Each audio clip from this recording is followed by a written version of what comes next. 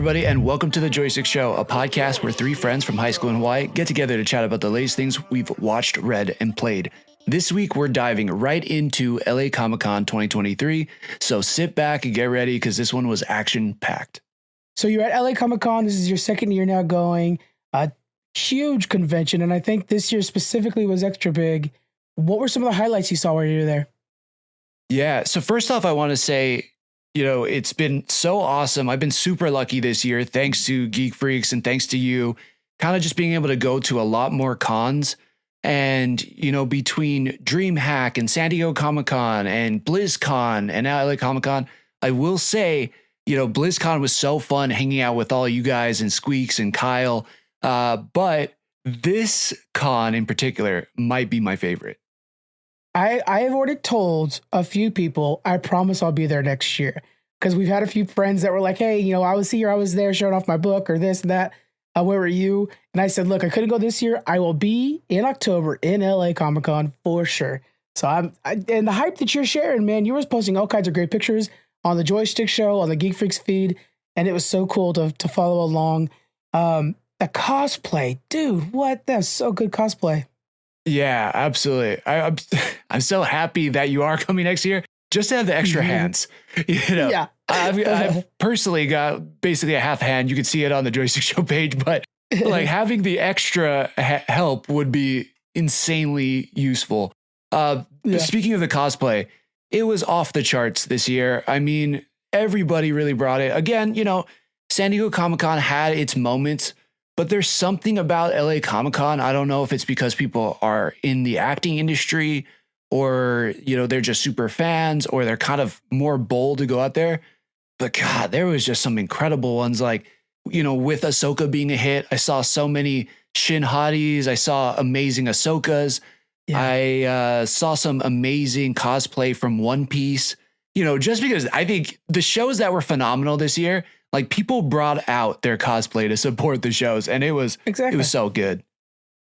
I love how LA Comic-Con still has the size of a San Diego Comic-Con, but feels more grounded like a real Comic-Con. San Diego, while it is great and fun, it's a little more commercialized at this point. We're getting, the big companies are involved in that one now. And this one still feels like you're actually going to meet Kim from Power Rangers and stuff like that. That's what's cool.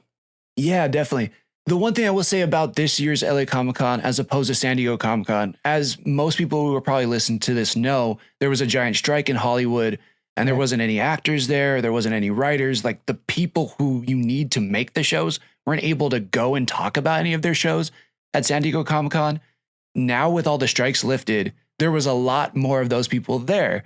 And so it made it a world of a difference because they could come and they were like, these are the things we wanted to tell you guys, before the show came out. Yeah. And we were barred from doing it.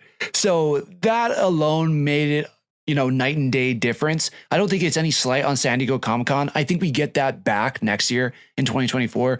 But you could tell the difference because of how the strike impacted San Diego as opposed to LA. Yeah, we still had a pretty good presence this year. I know The Office was kind of a big show. Everybody was excited about the Office panel. Matt Smith from House of the Dragon.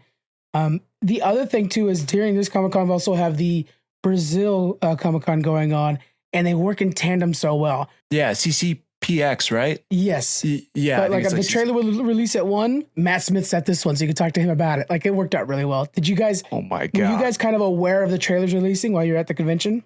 Yeah, so, I mean, I'm following all this stuff. I'm checking it out. I'm listening to Geek Freaks headlines or maybe whatever you're going to rebrand it. And so I'm constantly on that stuff.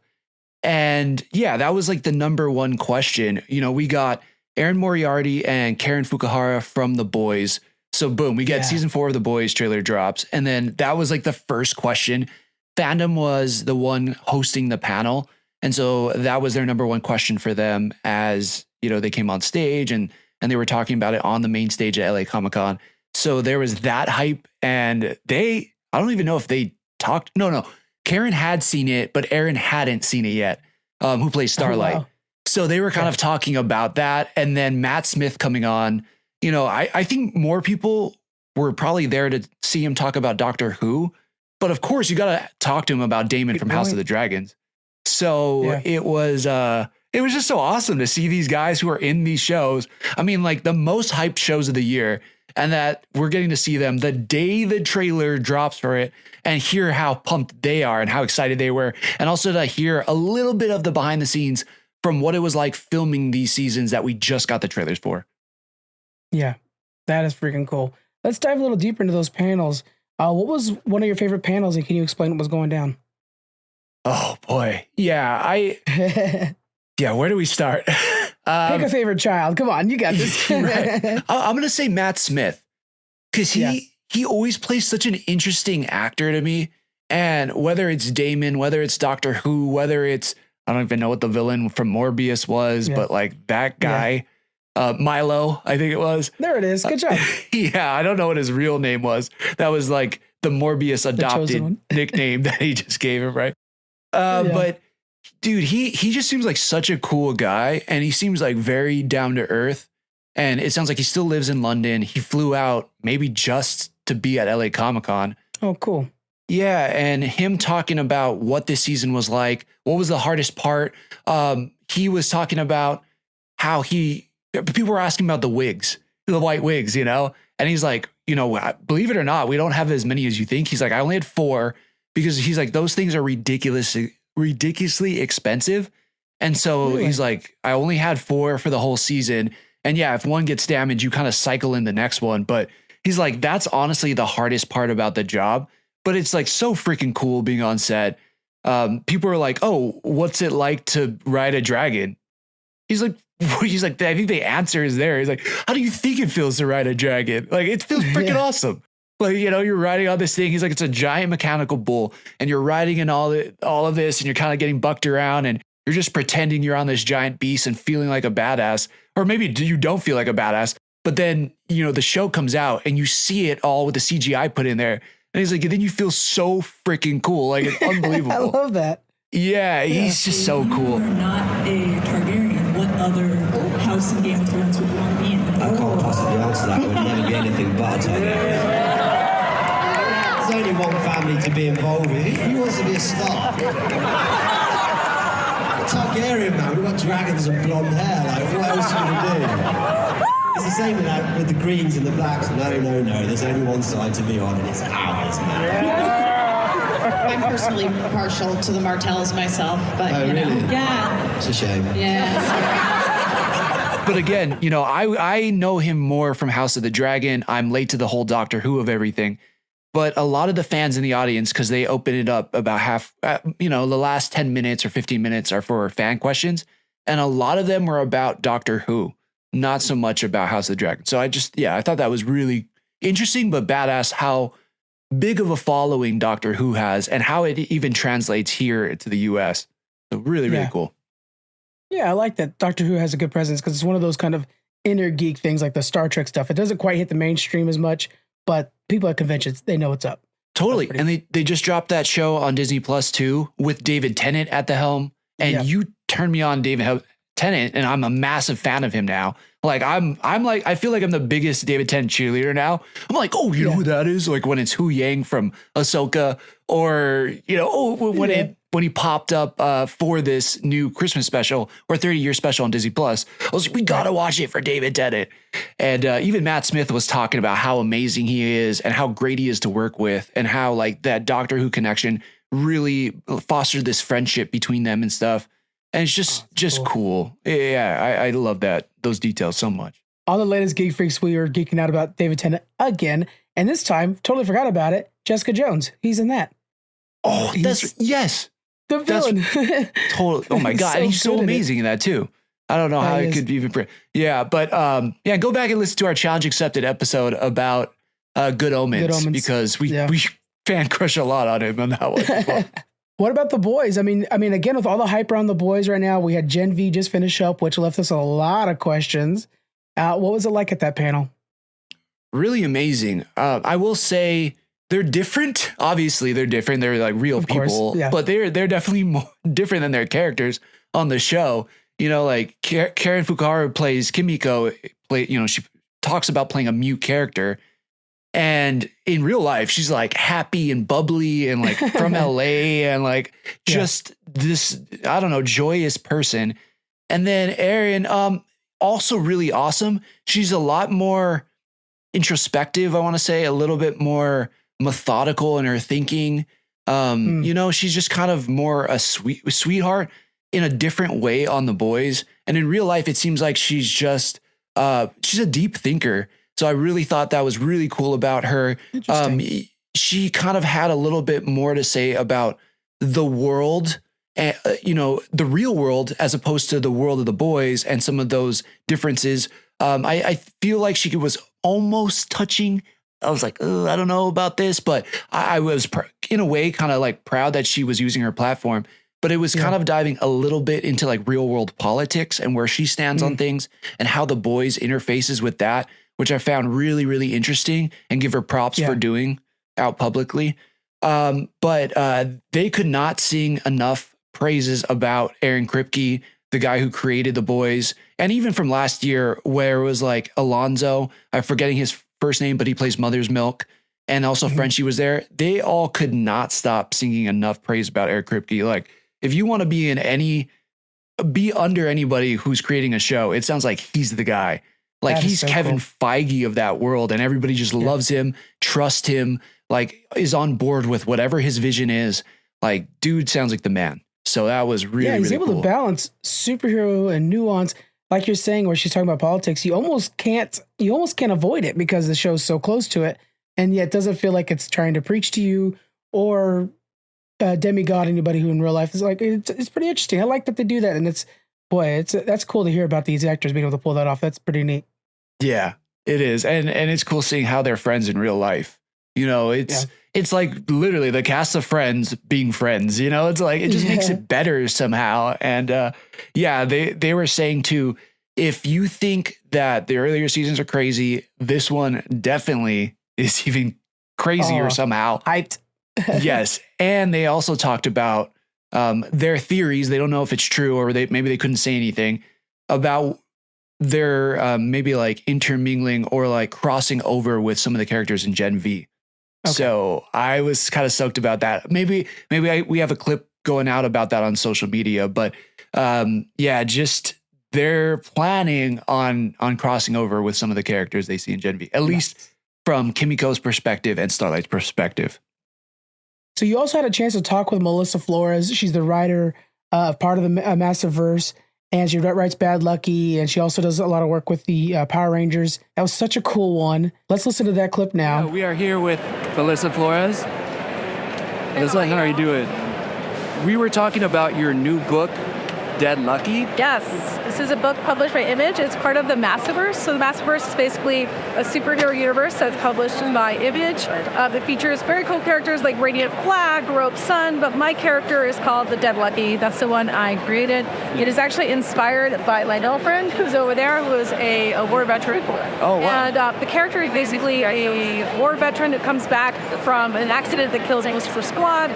She ends up coming back home to San Francisco and discovering that the city has been privatized by a company called Goro. If Google went really, really evil and decided it was going to take over the whole city and run it for profit. And she doesn't like that. And rather than deal with her extreme PTSD, she decides she's going to use the superpowers that she got, in which she can use electrical ghosts to possess robots to fight back. That's so cool. Basically, it's her doing everything she can to avoid dealing with her actual feelings. Right. But it's a lot of fun. We have a volume 1 already out. We've got more issues on the way, and another volume 2 coming very soon. So very excited to have it. And it's all part of the Massiverse. So right on. A lot of really cool verse. A lot of really cool universes, a lot of really cool superheroes. Yeah. If you want to give it a shot, please. That's so awesome. Can we also take a look at the right side of the table to some of what you've done? This is some of your work on Power Rangers? Yeah, so I also write Power Rangers for Boom Studios. I'm really excited to do that. I started with issue 101. Before that, I was a producer on a series for Over Steer. Wow. And then I transitioned into writing, and now I get to write Power Rangers Recharge. So after issue 100, we went into a whole new other action. It's now the 30th anniversary, so we're doing a really cool event called Darkest Hour, and Recharge, which these 2 volumes basically take us up to the Darkest Hour. Very cool. What did you think about the anniversary show for on Netflix. Great. It was so much fun. I love every one of those people that were on it. I love that we were able to honor Treaty that way. And being able to see people like Aisha, and Adam, and Walter and Dude all come back. It was really fun. Right on. I'm glad that the fans got to experience that. Right on. Absolutely. Well, thanks so much, Melissa. We appreciate your time. And everybody pick up Dead Lucky. What was it like talking to Melissa? Man, she's so awesome. I know that you've been able to talk to her on Geek Freaks, and she's just so cool. Her booth, just the art alone for the Dead Lucky captured my attention. And then I was like, oh, there's Power Rangers here. Like, you know, like you wouldn't think that would be secondary, but the Dead Lucky character alone is so cool. It has like almost like that Day of the Dead skull on her character. And she had people around, and I was just like, interested in it, you know, and I was like, hey, can tell me about it? And then she started going into the whole story and the inspiration. I was like, okay, I love all this. Thank you so much. Can I record this? And she's like, yeah, absolutely. So, that's where we see the clip online that you awesomely put together. But she's passionate about it. Her girlfriend who inspired the character was standing right next to her, talking to other people about that world, about the inspiration for the character, all that. And then, she's just like this really sweet, like passionate person who just seems so smart. Like, I don't know. Did you get that from her? Like, I just feel like she's so smart. Absolutely, dude. I could pick her brain for days. It's amazing how much, and she's got this kind of just like, she's very easy to talk to. It's amazing how good she is at what she does. And yet you feel like you're just talking to a friend. It's pretty cool. Oh, totally. I'm starting to realize after all these writers, like some of the best writers are some of the best speakers too. Yeah. Like they're just so natural. The way they are able to string words that form into sentences and all that together, like there's a train of thought in the way they speak that's like 1,000 times better than me. And it's like, but it comes out so naturally too. It's so good. She's one of them. And I can't wait to dive into her book. Like, I mean, the art alone, it just looks super freaking cool. This idea of like a corporatized San Francisco that they have to battle over is really interesting. And the powers of the Dead Lucky character, like bringing these machines back to life. It's almost like the necromancer in Diablo. Using ghosts. That's the part where she actually talks to them and stuff like that. It's so cool. Yeah, right. And then like they, I don't know, kind of take over those bodies. I'm forgetting. There's like a good word that sums that up. Mm-hmm. But yeah, it just sounds so cool. So I'm super ready to jump into that comic and hopefully sit down and talk to her next year. I look forward to you reading those. I won't spoil who the ghosts are, but it's wild. It's cool. Oh, yeah. Sick. Yeah, it's pretty good. Right. All of the Massiverse, Radiant Black and whatnot, very good. Check that out, guys. And of course, she has, I believe it's Power Rangers Recharge was what she was saying. It's the new Power Rangers series that's going off right now, and she has her hands in a lot of Power Rangers stuff, of course, but it's so neat. It's just so neat. Oh, yeah. You also had a chance to sit down with Jason Aaron for a bit, and Jason Aaron, he did, I totally forgot he did this. I know he did Jane Foster, Thor, and Gore the God Butcher. He had the chance of making both those. What a nice guy. What was that like? Oh, man, he was so kind. I was unbelievably thankful.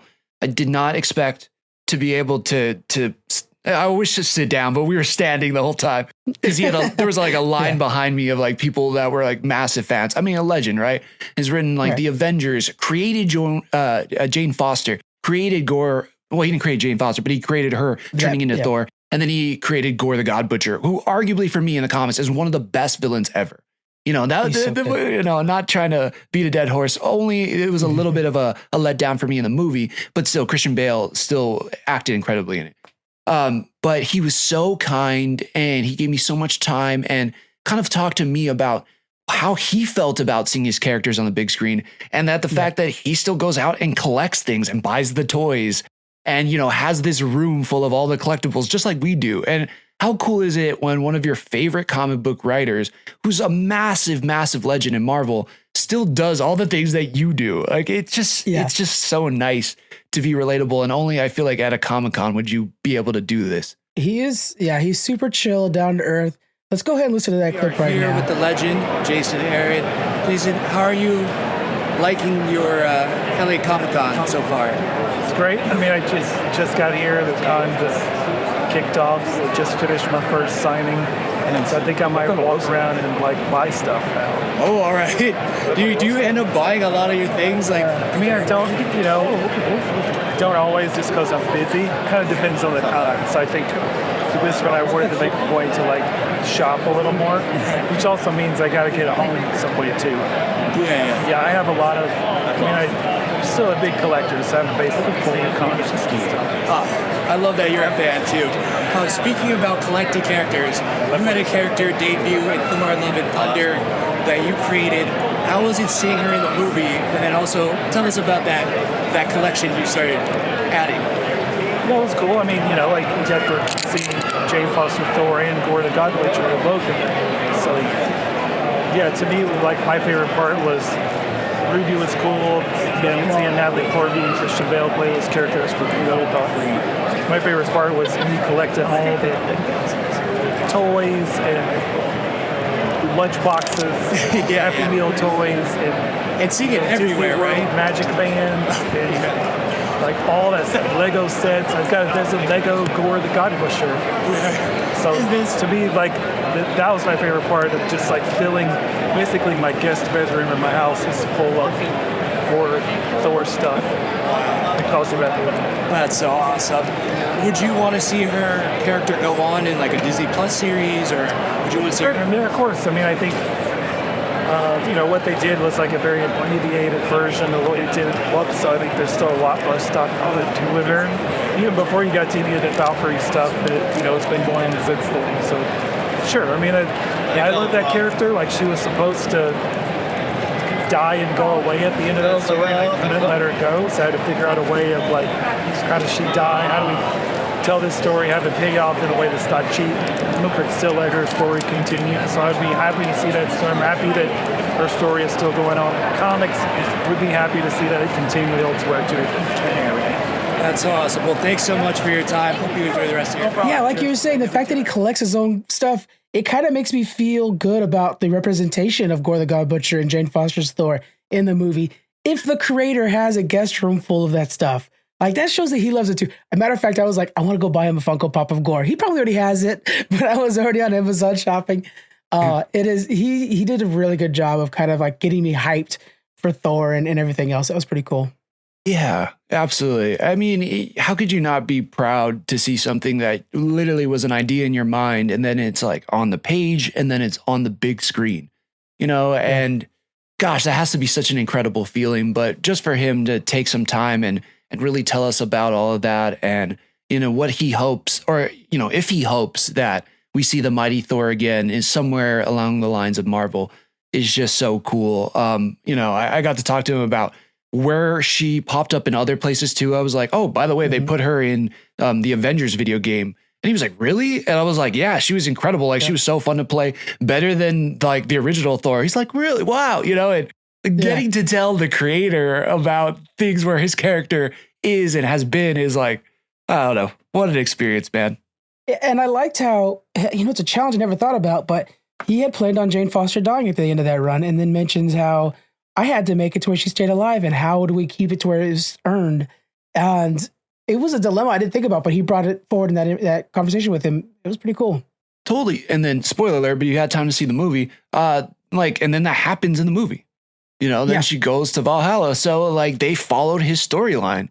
Like, it's, so cool. Yeah. It's really, really impressive.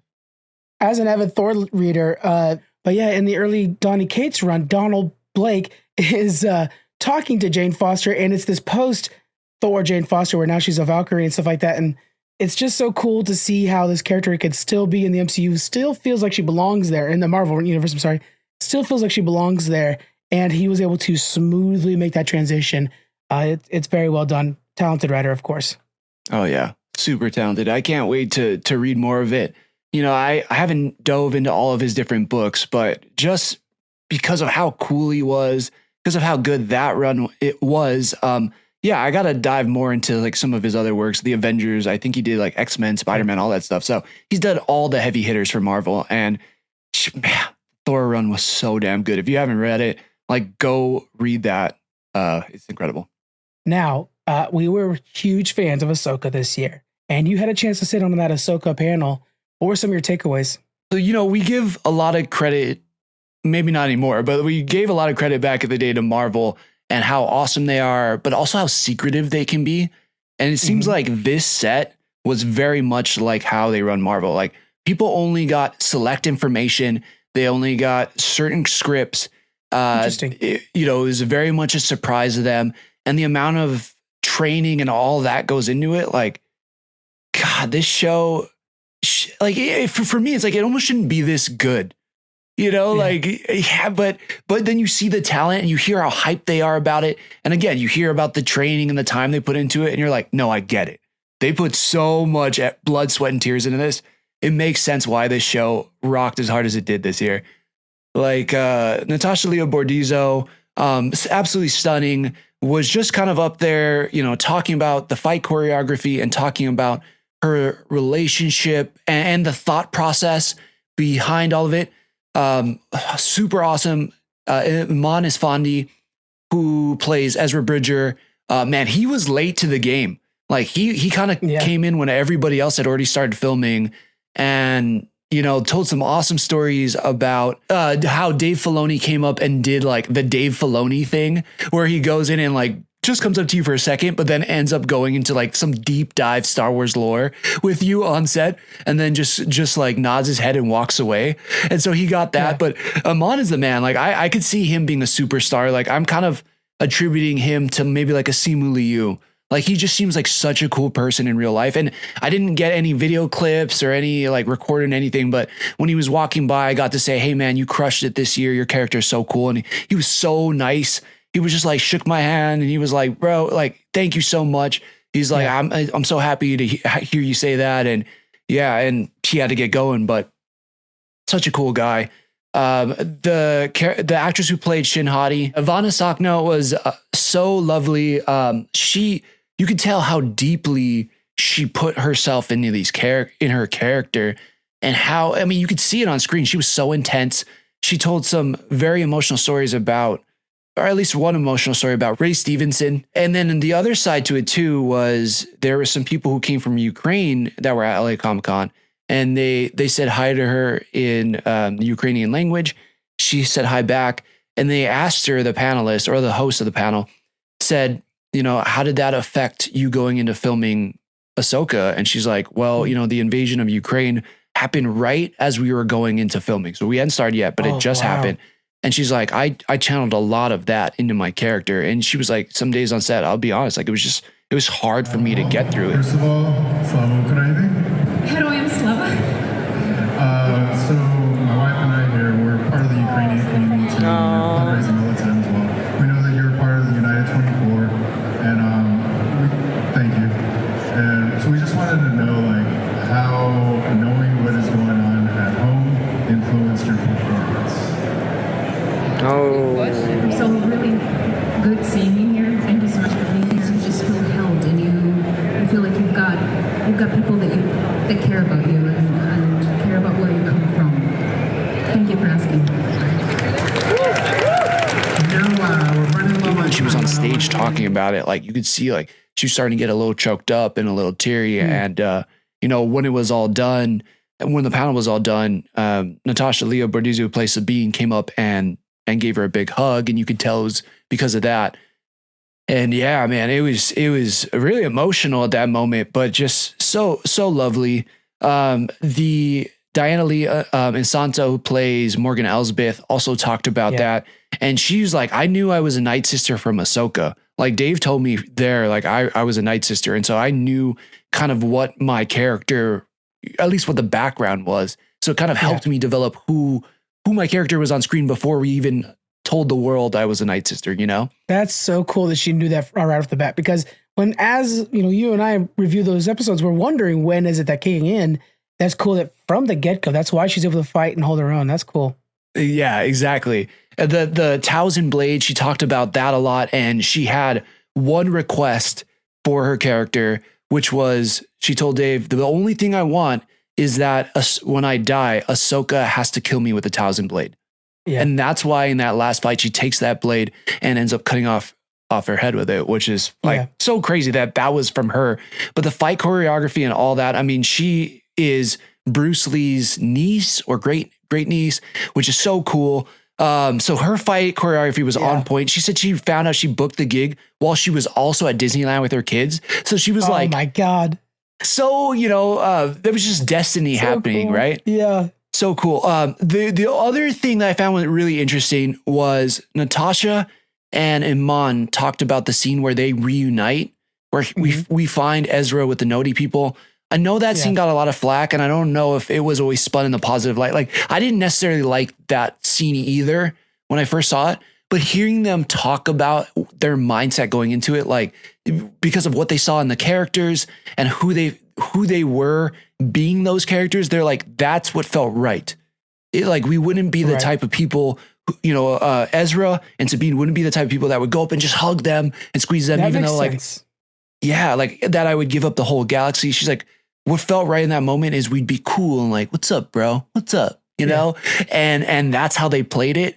And it just stuck. And that's what, we got on the screen. It was funny because on the day we sort of discussed it and we were like, what does feel right? Like, it's almost like such an epic moment. You want to like cry and run to the person. But then at the end of the day, you just have to do what's comes out naturally as Sabine and Ezra, and they're just old friends who would be like, hey, I casually gave up the galaxy to find you, but hey. No questions asked. Just, what's up, dude? Thanks for finding me. It was very organic. Yeah. It was very like Star Wars in that casual nature of something that should be so much more serious, I think. So it made me feel a little bit better about that scene, I will say. I don't know. I would have liked to see maybe a different world, in a different multiverse maybe, or timeline, where they did just kind of did that big hug and maybe compare it. But like, it makes that scene sit so much better for me now, knowing that that's what felt right to them when they were filming it that day. Insights from a Comic-Con, man. That is so freaking cool. Yeah. You went by the Office panel as well. That looks like it was a lot more lighthearted than some of these other ones where people, but don't get me wrong, boy, the fans had some deep questions. It was definitely not, maybe even deeper sometimes. It's pretty nuts. What was your take from that? Yeah, those guys are so fun, right? I mean, like Rainn Wilson, I'm forgetting Toby's real life name, but he's Toby forever.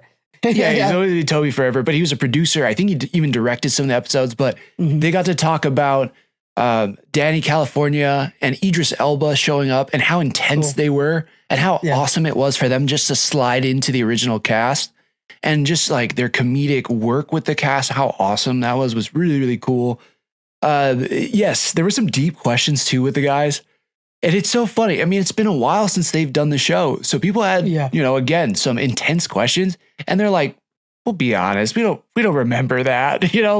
We're sorry. It's been some time, but we do remember it was awesome and we laughed, I think they're just so appreciative of what that show became and how it still resonates with people because, it's been almost 10 years since it's been on TV. I don't know, something like that. It's been a while. Like that, yeah. Right. So yeah, it just still works. It's still one of my favorite shows. There's so many people from the audience. There's a really cool clip I'll send you. We got to post it to our story somewhere. But a fan brought Rainn Wilson a painting that her husband did. And it has I sent it to you.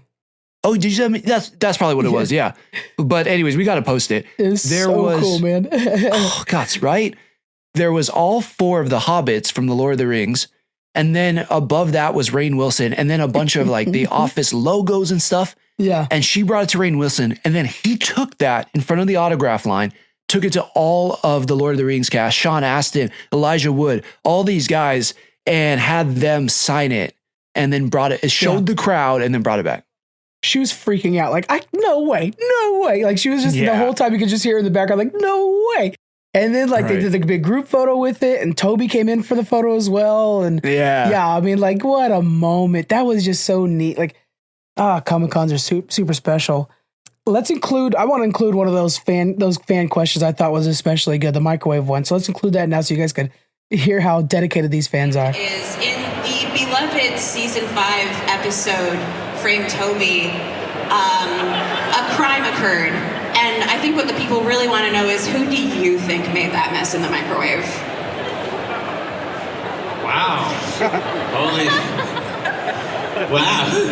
Yeah, we're getting into the nitty-gritty. I know. It's just like I'm a journalist.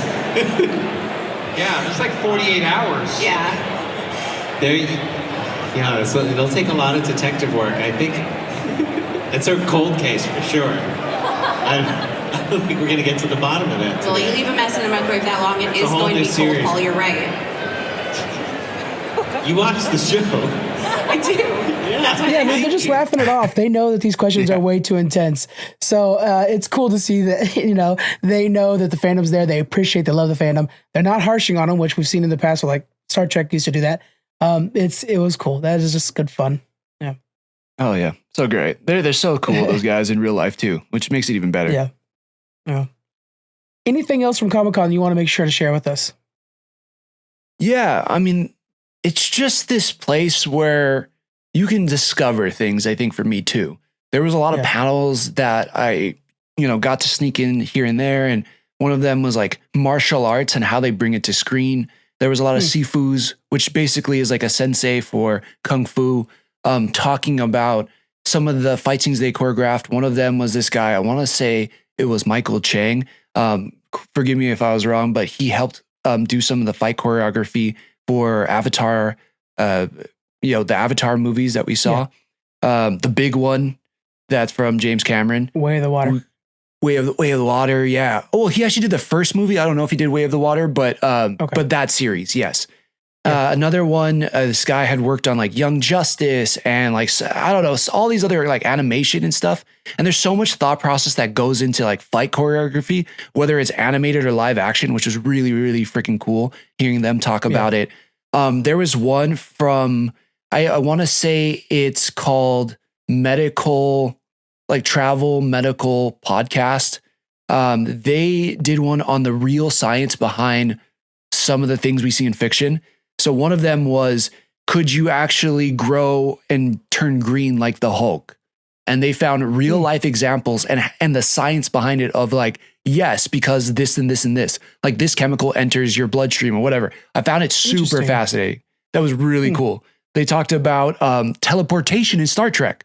Like beam me up. Could that really work? What would happen to you if that happened? How would it mess your body up? How would it work if your body really, if it could assemble its DNA or whatever? Another one was Wolverine's healing factor. How would that work? And the real science behind it. So dope. Those guys killed it. So for me, it's just this, the discovering of interesting things that follow fandom and pop culture that we wouldn't necessarily think about, but also like just makes it fun. And like, this is this person's take on the things that we all enjoy. It's just fun. I really like that part. Wow, what a great event. LA Comic-Con, guys. We appreciate LA Comic-Con inviting us out there, getting us some entrances and stuff like that. We look forward to going back in October. If you guys are interested in joining us at LA Comic-Con, please do.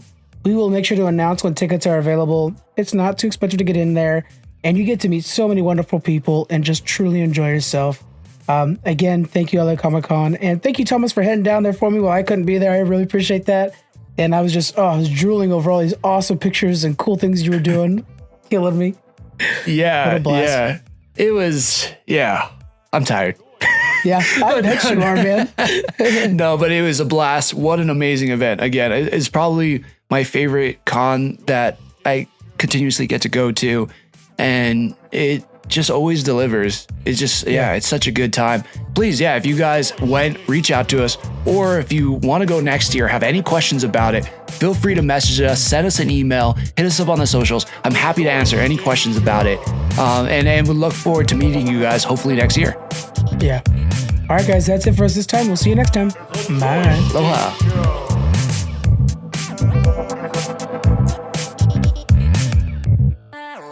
The Joystick Show.